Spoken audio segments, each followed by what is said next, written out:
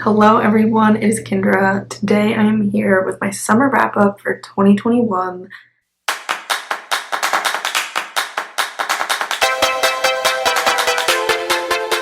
This year is flying by, so if you have not been following along in this journey and you're new here, first of all, please go ahead and hit the subscribe button down below. It means so much to me when I get a new subscriber.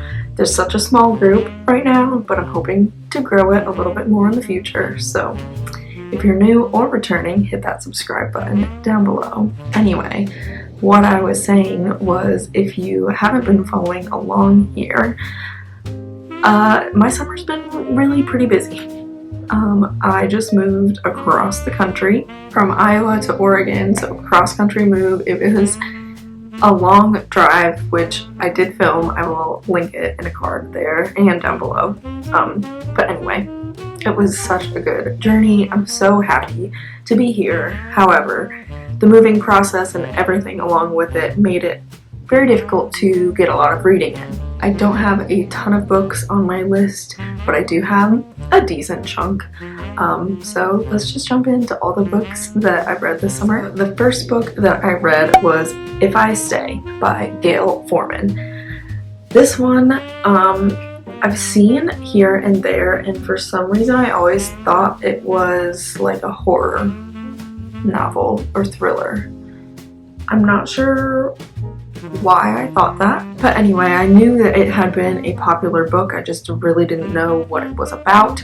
However, once I picked it up, I flew through that book. It is so good. So if you don't know what it is about, the main character is a young girl in high school, and the beginning of the book, she gets in a car accident and her whole family is there, and basically she has an out-of-body experience, and looking down on everything and seeing what's going on to herself as she's going through, like driving in the ambulance at the hospital and like having her family visit her and stuff like that. Like it's a whirlwind of a story, and you just can't help but put it down because it all takes place over like a few days for the most, like, majority of the book. A lot happens. It's very good. I gave it a 5 out of 5 stars. The next book that I read, very fitting, is Where She Went by Gail Forman, the sequel to If I Stay.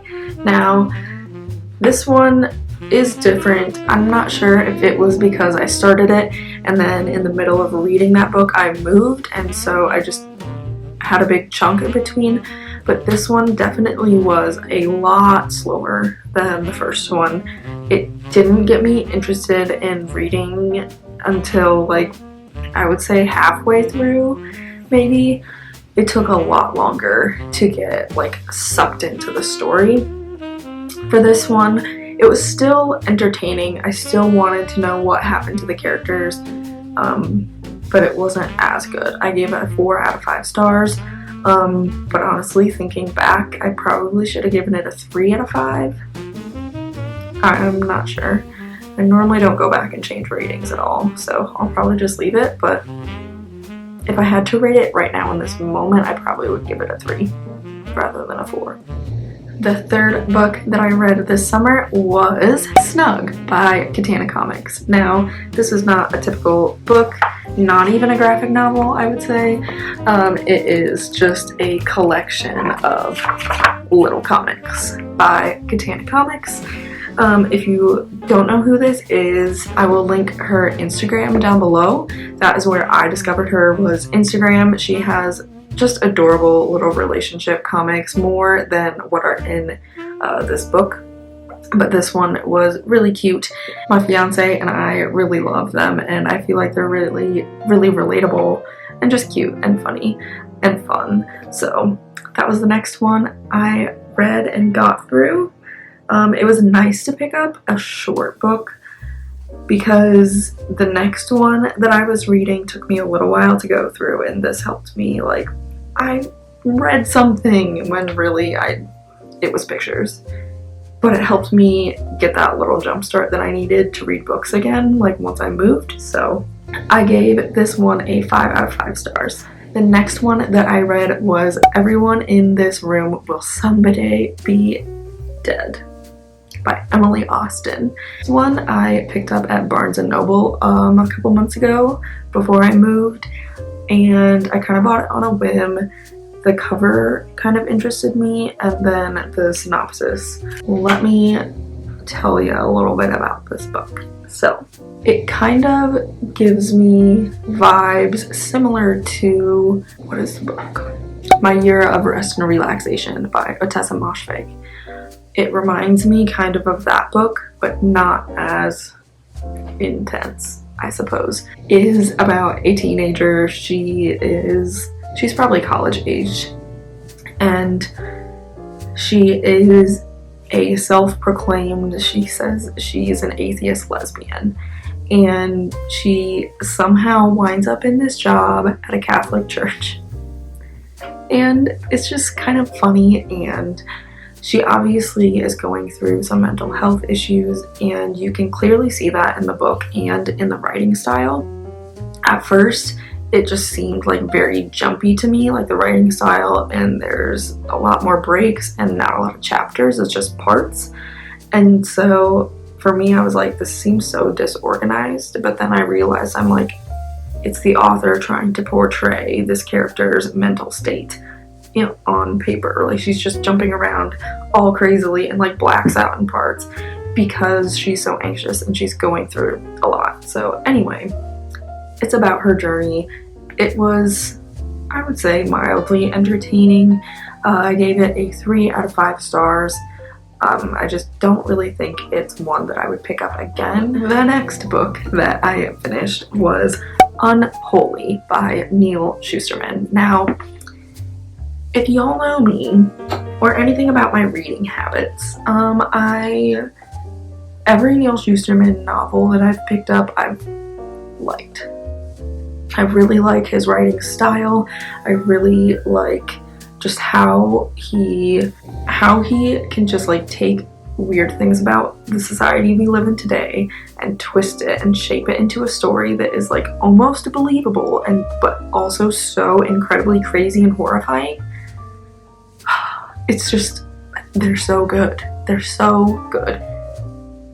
I can't get enough of his writing. So this is the second book in the Unwind series, and I actually listened to this one on audiobook, which was fantastic because it allowed me to fly through the book.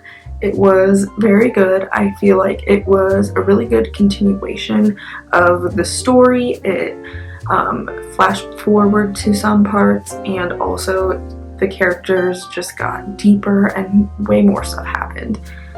And I'm just very curious to see where this world is gonna go. So I'll definitely be picking up the next one. Of course, I wasn't sure what I was gonna think about it after the first one, but of course, Neil Schusterman does not disappoint. So of course it was good, and I'm gonna be moving on in the series. Surprise, surprise. The final book that I picked up this summer, it is The Hate You Give by Angie Thomas. I finally picked this one up. Obviously, it is super popular, especially with the movie that came out and the Black Lives Matter movement, and it's been popular. It obviously has won some awards. It's very good. I don't even really know what to say about this book other than all the hype is deserved. I think it was a fantastic book. It was I feel like it was just the perfect way to show in a very real way what it's like to be a young person in the Black community. Her struggles and her family's struggles and how she's been raised and how everything comes together and what makes her a person, and society and protesting, and oh my gosh, there's so much covered in this book. It's so good. It's such a, it's a must read, I feel like, like everyone should just read this book. If you don't feel like you have time to read the book, at least go watch the movie. The movie was a pretty decent adaptation in my opinion. I definitely prefer the book over the movie, but if you're interested and you don't see yourself picking up the book, definitely go see the movie because you'll at least get the message. I think if I say any more, I'm just going to be rambling. So I gave this book a 5 out of 5 stars. Definitely go check it out. Those are all of the books that I have completed this summer. Thank you so much for joining me. I did also want to say I was pretty proud of myself. I checked my Goodreads challenge. I'm at 27 out of 30 books for the year. It is about to be September. By the time you're watching this, it will already be September, which is craziness. But yeah, I'm just so proud of myself because I can totally read 3 more books this year, so I'm gonna surpass that reading goal. And I don't think I've ever read 30 books in a year. That is the highest I've ever read in a year, I think. So yeah, pretty proud of that. Just thanks so much for joining me today. Again, hit that subscribe button, hit that like button, comment down below what have you guys been reading. Need more people to talk books with. There's not enough people in my physical life who read books enough to talk about them with me, and it's a travesty. So I need more internet friends to talk about books with. Anyway, thanks for hanging out today. I will see you in the next video, and I hope you have a happy day. Bye everyone.